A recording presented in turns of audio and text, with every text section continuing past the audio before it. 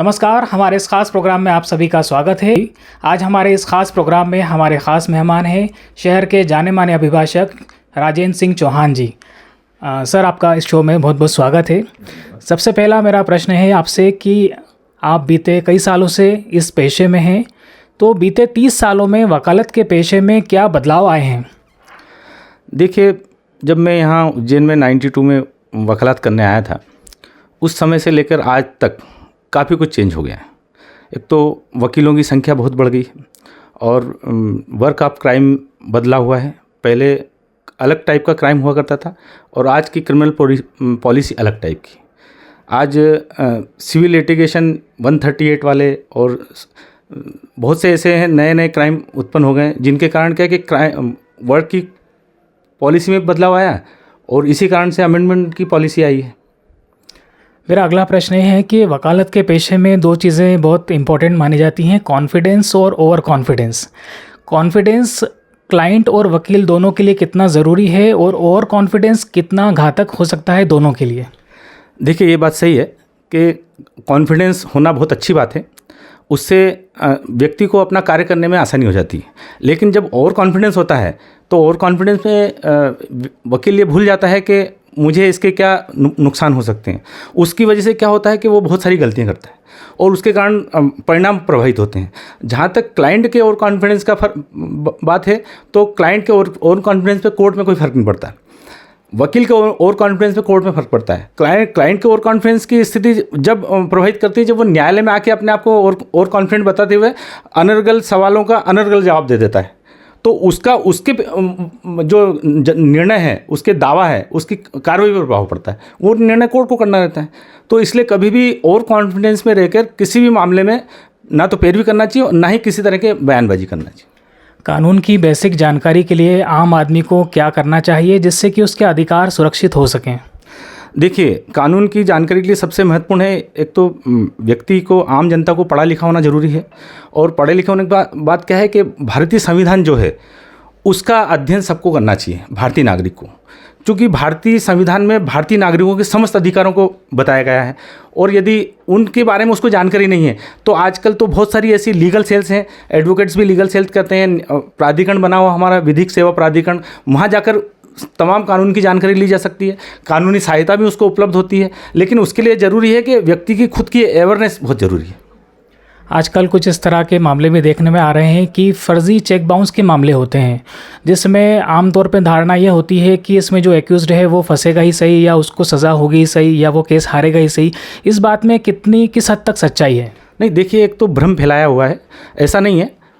व्यक्ति कोई ट्रांजेक्शन करता है तो वो उसके एवज में कोई चेक दे रहा है। कई जगह कई बातें ऐसी होती है जब व्यक्ति विश्वास में लेकर चेक प्राप्त कर लेता है और उसका दुरुपयोग करता है, तो वो परिस्थिति अपने आप न्यायालय में आने के बाद स्पष्ट हो जाती है। मान लीजिए कि आपके पास 1 लाख रुपए की कैपेसिटी नहीं है और आप किसी दूसरे को 10 लाख रुपए का चेक देते हैं, तो वो चेक की कैपेसिटी कोर्ट में ये बताया गया है कि जो व्यक्ति चेक लगाता है उसको ये भी बताना पड़ेगा कि उसका अकाउंट की स्थिति क्या है, उसने ट्रांजेक्शन किस हिसाब से किया। तो वो भ्रम है कि अनर्गल आरोप लगाकर चेक को लिया जाना और दिया जाना। लेकिन ये स्थिति स्पष्ट करना जरूरी है कि जिसने चेक दिया है उसकी आर्थिक स्थिति का भी ध्यान देना चाहिए। उसने चेक दिया है तो उसको देने वाले ने इतना पैसा कैसे दे दिया कि वो उसकी अदायगी कर पाएगा या नहीं कर पाएगा, और जहाँ तक देने वाला है उसको भी ये बताना होता है कि उसने ये अमाउंट कैसे कलेक्ट करके कैसे दी। ये दोनों चीज़ें प्रमाणित करना पड़ती कोर्ट में। जब कोई व्यक्ति किसी को दुर्भावनापूर्वक अपमानित करने की कोशिश करता है, सार्वजनिक रूप से या किसी और तरीके से, तो जिस व्यक्ति का अपमान हुआ है वो क्या कदम उठा सकता है? उसके लिए कानून में क्या चीज़ें हैं?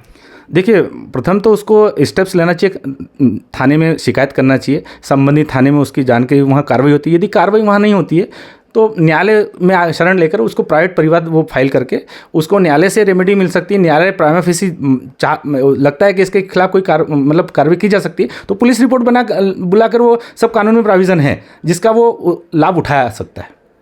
आम आदमी किसी शिकायत को लेकर पुलिस स्टेशन जाए और उसकी वहाँ पर सुनवाई ना हो तो उसे क्या करना होगा?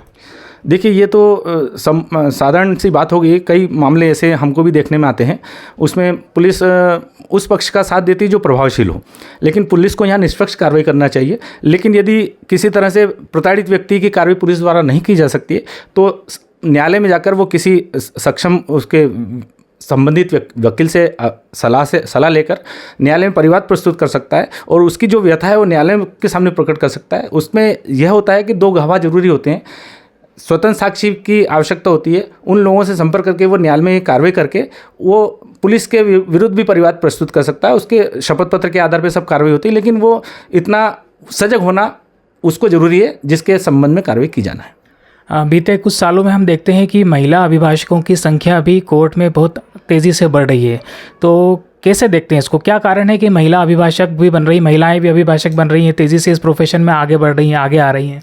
देखिए, पहले क्या था, पहले महिलाएं असुरक्षित हुआ करती थी और आज जो शासन व्यवस्था है वो बड़ी सुदृढ़ हो गई। भारतीय जो शासन प्रणाली है उसमें आमूलचूल परिवर्तन हो चुके हैं। महिलाओं को इतने अधिकार दे दिए गए हैं कि वो स्वतंत्र रूप से अपनी अधिकारों की सुरक्षा कर सकती हैं। यही वजह है कि हमारे भारतीय संविधान के तहत लोकसभा में 33% महिलाओं को जो आरक्षण दिया गया है और सर्विस क्षेत्र में भी उनको आरक्षण के आधार पर नियुक्तियां प्रदान की जा रही है। तो न्यायालय क्षेत्र भी उससे अछूता नहीं है।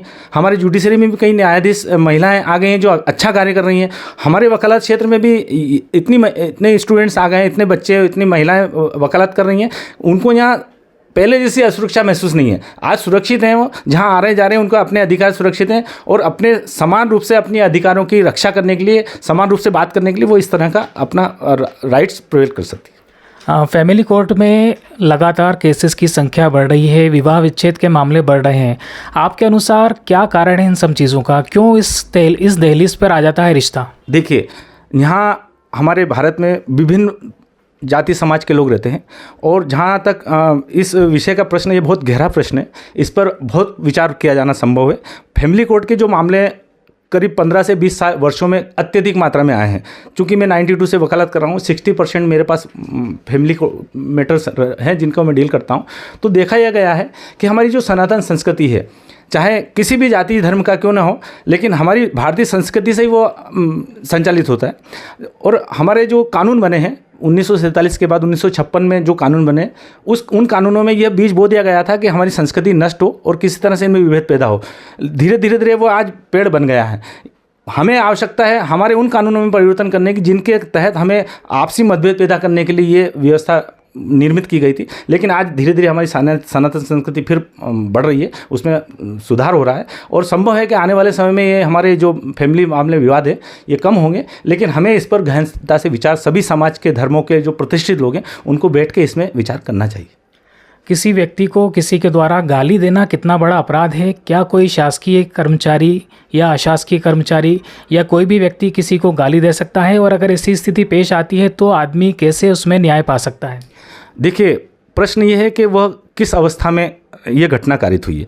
मान लीजिए सामान्य प्रकृति में ग्रामीण क्षेत्र में यदि हम देखें तो बोलचाल की भाषा में गालियों का सामान्यतः प्रयोग होता है, तो वो उस क्षेत्र में। लेकिन जहाँ प्रशासनिक कार्य की बात है तो प्रशासनिक कार्य में यदि कोई व्यक्ति साधारण वे में यदि गाली दे रहा है तो उसका दृष्टिकोण अलग होगा। लेकिन मान लीजिए वो किसी घटनाक्रम के तहत वो गाली दे रहा है तो वो फिर 353 जैसे पहले थी हमारे यहाँ, उसमें शासकीय कार्य में बाधा उत्पन्न होने के कारण वो आपराधिक श्रेणी में मानी जाती है। लेकिन वो जो व्यक्ति जिस प्रताड़ित हो रहा है और जिसके अगेंस्ट यह एक्शन लिया गया है वो शासकीय कार्य कर रहा है या नहीं कर रहा, उस चीज़ को देखा जाना बहुत ज़रूरी है और किस परिप्रेक्ष्य में वो वार्तालाप हुआ है उस पर भी विचार किया जाना जरूरी है। सर, हमारे इस खास शो में हमारे से बात करने के लिए, हमारे साथ शामिल होने के लिए आपका बहुत बहुत धन्यवाद।